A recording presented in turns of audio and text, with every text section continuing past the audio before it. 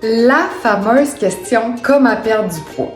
Vous êtes nombreux à poser cette question-là, qui est une très bonne question parce qu'en fait, il y a plusieurs variables possibles pour arriver à perdre du poids. Donc, il y a plusieurs réponses à cette question-là.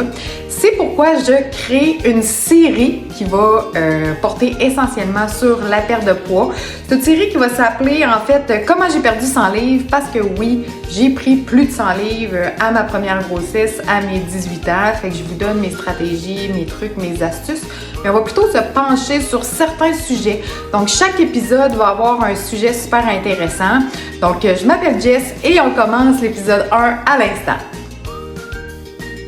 Alors, bienvenue dans ce premier épisode. Donc, vous savez, il y a plusieurs facteurs pour bien réussir sa perte de poids et un des facteurs clés, c'est bien sûr l'alimentation. Fait qu'on sait toutes que c'est important de bien s'alimenter pour sa perte de poids, mais c'est quoi bien s'alimenter? C'est dur des fois de s'y retrouver, c'est un gros sujet. Donc c'est pour ça qu'on va le fragmenter en petits sujets. Puis aujourd'hui, je m'attarde surtout sur les déjeuners parce que je me rends compte que c'est quand même une grosse lacune. Les gens soit ne déjeunent pas, ne connaissent pas l'importance de bien déjeuner, l'impact que ça peut avoir dans leur vie, puis l'impact que ça peut avoir pour atteindre leurs objectifs également.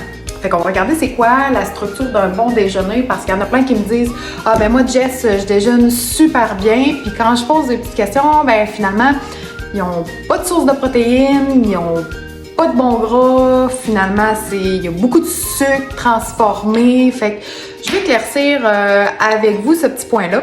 C'est quand même assez simple déjeuner. En fait, la chose la plus importante, c'est que ça vous prend une source de protéines. Quand je dis source de protéines, idéalement, c'est des œufs, mais ça peut être toute autre protéine que vous préférez, en fait, déjeuner. Il n'y a pas de problème de ce côté-là.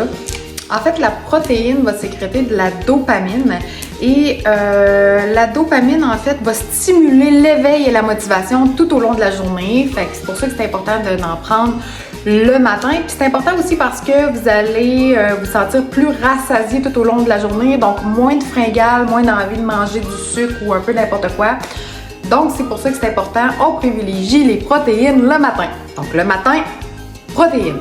Ensuite, ça prend aussi des bons gras, donc des amandes, des noix, c'est super, avocat, c'est super aussi.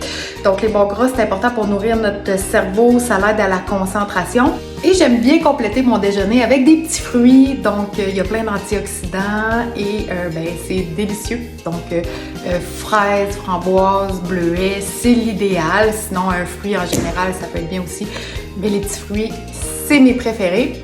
Donc, l'index glycémique est plus bas aussi, donc c'est plus favorable au niveau de la perte de poids. Pas besoin d'une grosse quantité, je vous dirais qu'une demi-tasse, c'est suffisant.